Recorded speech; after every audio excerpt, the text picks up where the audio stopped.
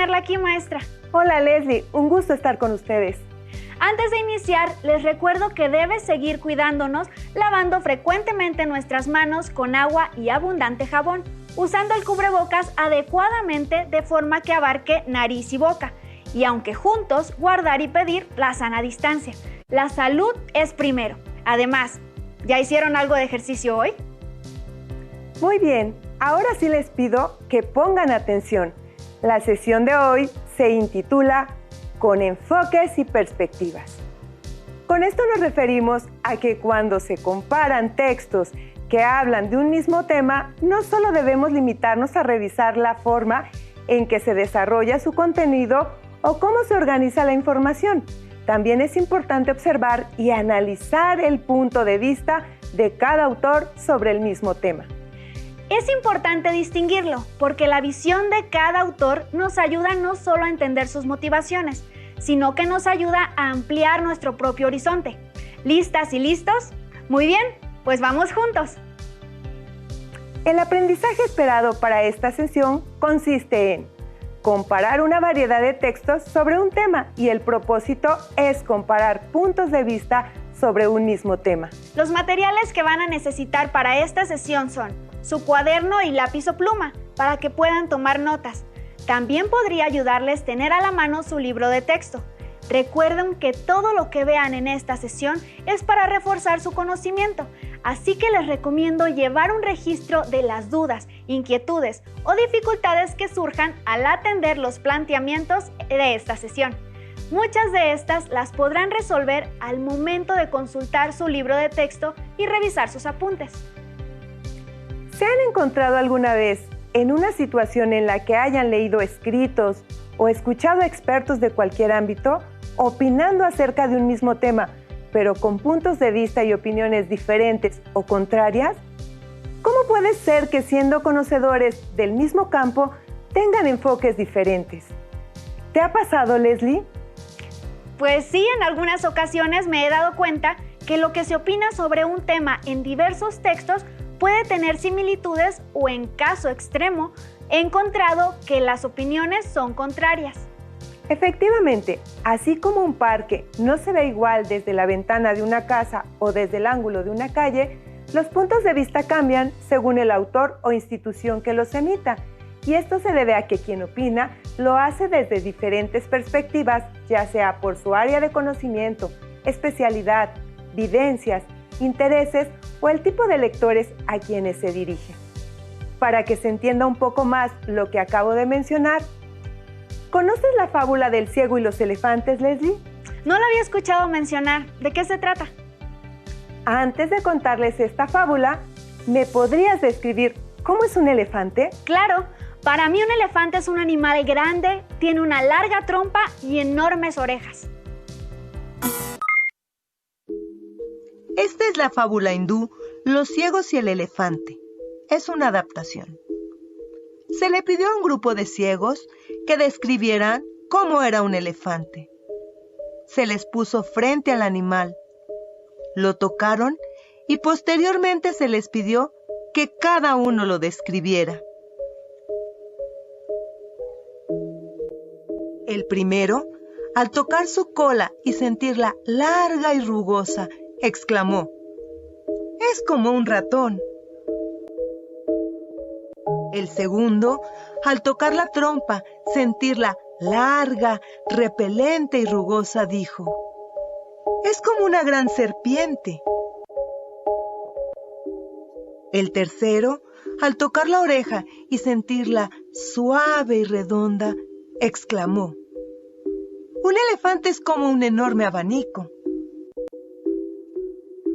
La moraleja de esta historia es que todos tenían la razón, pero cada uno decía su verdad porque la contemplaba desde diferente perspectiva. ¿Comprendiste la moraleja de esta historia, Leslie? Sí, la moraleja de esta fábula es que cada ciego crea su propia versión de la realidad a partir de su experiencia. Muy bien. Es por eso que los enfoques de cada autor reflejan la postura o actitud que adoptan con respecto a su profesión, experiencia, intereses, etc. De ahí la diversidad de puntos de vista sobre un mismo tema. Es momento para saber qué es un punto de vista. Vamos al siguiente video.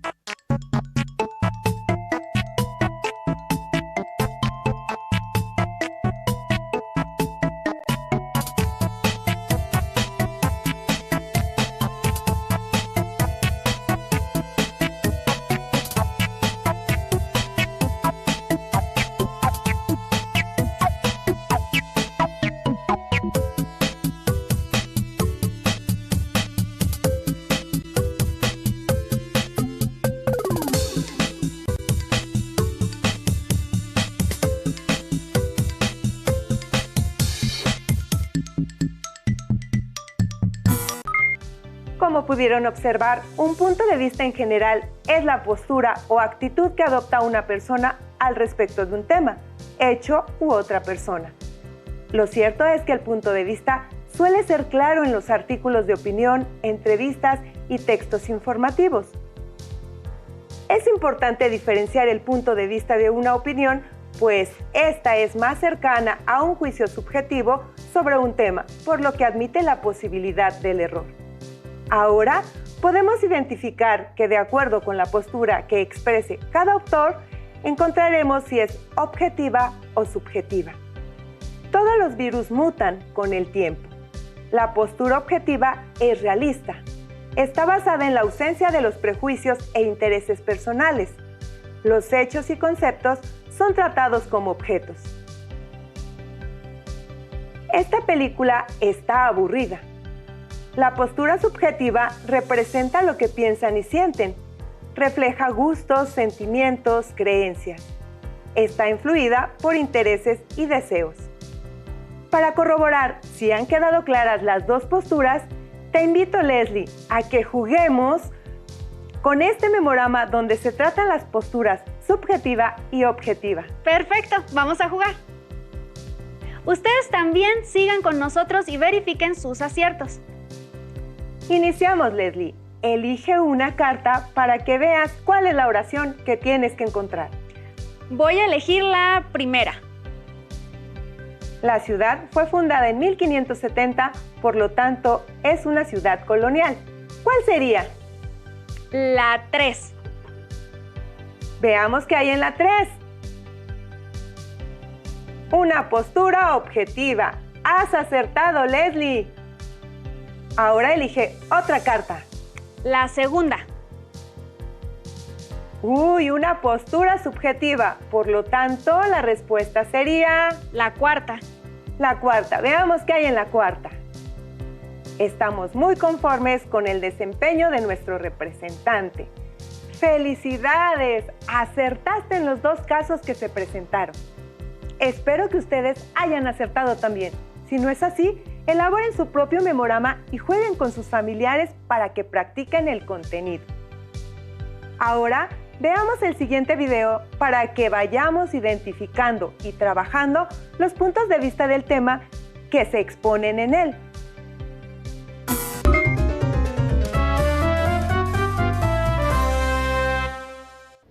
Nuevamente contamos con el apoyo de la doctora Elizabeth Rojas Samperio, que en esta ocasión nos ayudará a identificar los argumentos que están mejor fundamentados. Doctora Elizabeth, ya que tenemos la información, ¿cómo podemos identificar los argumentos? En este texto, por ejemplo, comencé a dejar de comer y aunque adelgazaba, seguía viéndome gordo en el espejo. Empecé a provocarme vómitos cada vez que me daba un ataque de hambre y me comía todo. Luego incorporé los laxantes. Tomaba 8 o 10 por día. Bueno, mira, el argumento te lo está diciendo en el primer enunciado. El enunciado te dice, justamente, ¿quieres volver a leer la primera frase nada más? Comencé a dejar de comer. Hasta ahí. Comencé a dejar de comer. Y luego van a venir los ejemplos y las exageraciones a las que ella tuvo que llegar para poder sentirse cada vez más delgada. El tema, como tú sabes, es la anorexia, y la anorexia es la búsqueda de ser cada vez más y más delgada. Entonces, cuando te está diciendo comencé a dejar de comer, justamente te está dando la afirmación principal. Una situación que más llamó mi atención es que presenta el testimonio de un chavo de 19 años que nos cuenta cómo empezó haciendo una dieta para bajar de peso y de pronto ya tomaba laxantes y se provocaba vómitos. En este sentido, ¿qué tan importantes son los testimonios en el sustento de los argumentos? Mira, yo creo que los testimonios, como te decía yo respecto de las imágenes, son sumamente importantes. Los testimonios lo que marcan es justamente el dramatismo del tema, y al marcar el dramatismo del tema necesariamente te hace tomar postura. No valdría la pena que te pusiera, por ejemplo, un testimonio de un señor de 80 años, porque tú dices, bueno, pues sí, es que ya no puede comer nada, ya se va a morir. Pero cuando tú dices, un joven de 19 años se va a morir cuando tiene toda una vida por delante, entonces inmediatamente adoptas una postura. En varios textos se afirma que no solo las mujeres jóvenes padecen trastornos en la alimentación, sino que cada vez más hombres son los que padecen este problema. Es común que encontremos datos estadísticos como soporte de la información. ¿Cómo debemos considerarlos? Pues mira, son fundamentales. A veces parece que los problemas sociales nada más corresponden a un grupo o a un pequeño grupo, pero cuando de alguna manera empiezan a impactar en más grupos, el problema empieza a crecer. La manera en que el dato estadístico te permite observar porcentajes de la población y porcentajes de los grupos, te permite a su vez adoptar una postura, porque finalmente si una golondrina hace verano, pues ni modo que sufra. Pero si ya es la mayoría de la población, entonces hay que poner atención a ello y evitar que ese problema siga creciendo. Como observaron, en esta entrevista se retoma el escrito de una persona que padece un trastorno alimenticio y la especialista retoma lo expuesto ahí. Leslie, ¿cuál es tu punto de vista sobre lo expuesto en el video?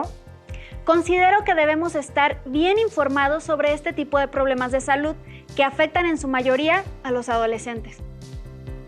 Concuerdo contigo, se debe estar informado para comprender los alcances que tienen estos tipos de trastornos alimenticios. Maestra, ¿y cómo aplicaremos lo trabajado hasta el momento con los conocimientos de diversos textos? Eso lo haremos ahora. Vamos a poner en práctica lo aprendido hasta el momento. ¿Me acompañas? Adelante, maestra. Para iniciar, te voy a pedir que leas el siguiente texto y a ustedes en casa que nos acompañen con la lectura. Trastornos alimenticios. Si la persona se resiste a aceptar que tiene un problema, a ser tratada y la desesperanza frente a los síntomas o al propio tratamiento aumenta. La terapia de grupo es útil porque establece un encuentro con iguales que sufren las mismas dificultades. Aunque no es suficiente, puede ser de gran apoyo cuando el trabajo entre otros ámbitos, médico, individual, familiar, no ha podido iniciarse, se ha obstaculizado o no ha dado muestra de avance.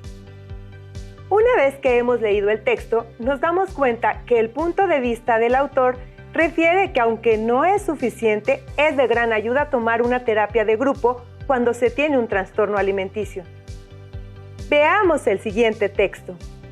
En este texto discontinuo, observamos a una chica preocupada por su imagen, datos de los trastornos alimenticios y la invitación a tratarse con profesionistas. Por lo tanto, entre líneas observa que el punto de vista sugiere que se deben poner en manos de los especialistas. Vamos al siguiente ejemplo. Leslie, ¿me apoyas leyendo, por favor? Claro que sí, maestra. Trastornos alimenticios. Cerca del 95% de los casos de la anorexia nerviosa, ocurren en mujeres y su inicio sucede principalmente en la adolescencia.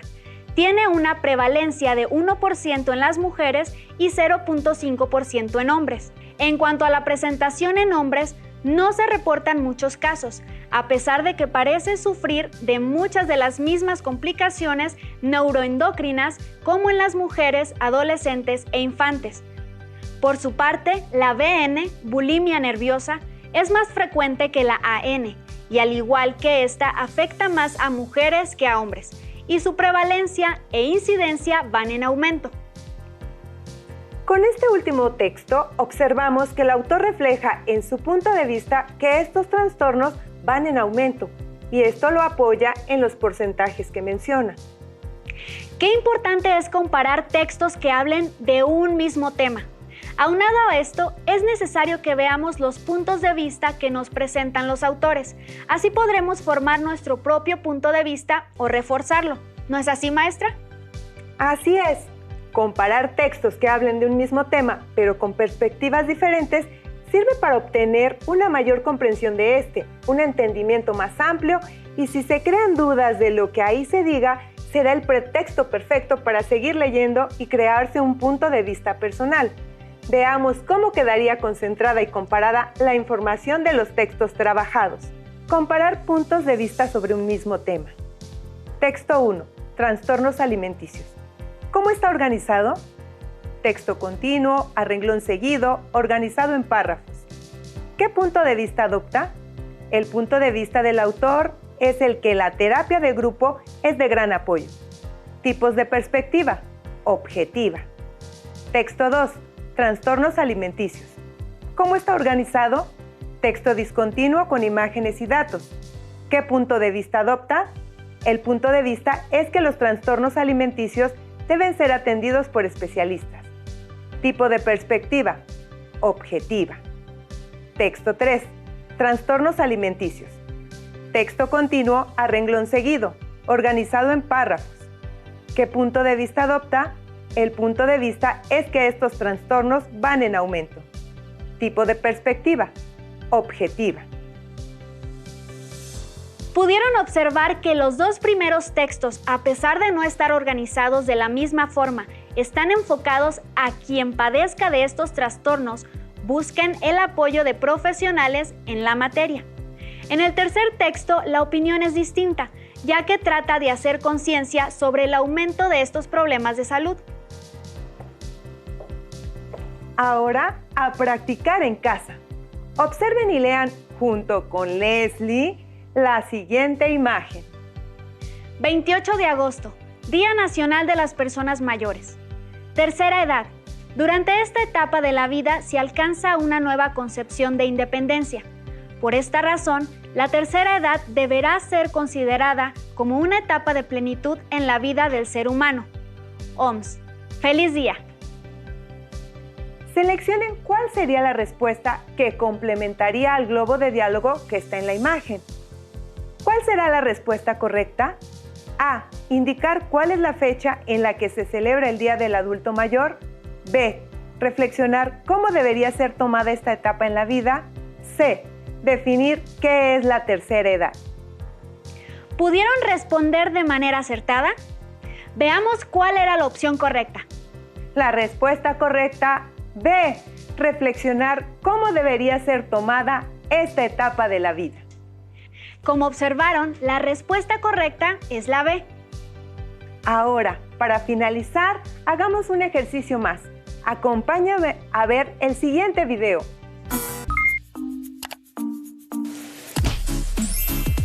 En el tiempo que llevo en el centro histórico de la Ciudad de México, he visto a varios turistas de edad avanzada. Estlali. Hola, Edmundo. Hola. Me llamó la atención lo que acabas de decir. ¿Recuerdas la nota que leímos acerca del envejecimiento de la población europea?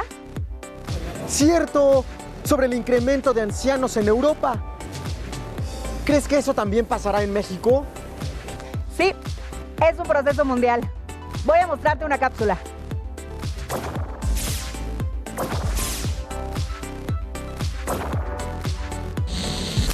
A escala mundial, el número de ancianos se incrementa paulatinamente.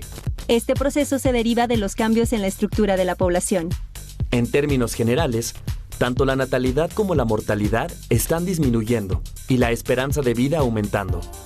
Es decir, la población infantil y adolescente es cada vez menor y la adulta más longeva. Sin embargo, los países que reciben flujos migratorios retrasan su proceso de envejecimiento porque los migrantes son gente joven. El Fondo de Población de las Naciones Unidas indica que en el año 2017 existían 962 millones de personas con una edad de 60 años y más. Espera que para el año 2030 la cifra aumente a 1.400 millones, para 2050 a 2.100 millones y al finalizar el siglo a 3.100 millones. Europa es la región con mayor número de población anciana. En el año 2017, esta representó 25% del total de sus habitantes. Con excepción de África, el resto del mundo alcanzará porcentajes mayores al 20%, incluido México, que para el año 2050 tendrá 25%. El proceso de envejecimiento de la población representa una serie de retos para las sociedades del siglo XXI. Pues los países deben invertir mayores recursos económicos con el fin de atender las necesidades de dicho grupo social, el cual es vulnerable por las desigualdades, las enfermedades y algún tipo de discapacidad. Los adultos mayores necesitan de cuidados que por lo general recaen en sus familias. En ese sentido, los sistemas de ahorro y de pensiones deben contribuir tanto a su protección social como a evitar situaciones de pobreza. Asimismo, es indispensable ofrecerles atención médica especializada en los sistemas de salud gubernamentales. Además, requieren viviendas y transportes accesibles que les permitan tanto conservar su independencia como seguir siendo parte activa de la sociedad, la cual se enriquece con sus contribuciones. Por ejemplo, los ancianos realizan labores como voluntarios y cuidadores. En ciertos lugares son autoridades que median en la resolución de conflictos familiares, comunitarios o en situaciones de emergencia. Además, conservan y transmiten las tradiciones culturales de sus comunidades a las siguientes generaciones. Por lo tanto, es necesario construir sociedades incluyentes, dispuestas a aprovechar las oportunidades y conocimientos de su población anciana. El envejecimiento demográfico indica un cambio en la estructura de la población. Así es, en mayor o menor medida, todos los países están en ese proceso. Los invito a reflexionar sobre qué es la vejez y cómo queremos llegar a ella. Y cómo cuidar de nuestros ancianos y aprovechar tanto sus conocimientos como sus experiencias. ¿Cuáles son las necesidades de los ancianos que viven en su comunidad? Gracias, Lali. Hasta pronto, el mundo.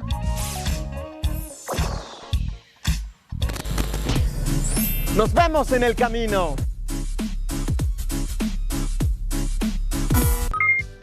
Con la información que acabamos de observar, les invito a que llenen el siguiente esquema. Comparar puntos de vista sobre un mismo tema. En la fila ponen la palabra información. En la primera columna, la pregunta ¿cómo está organizada?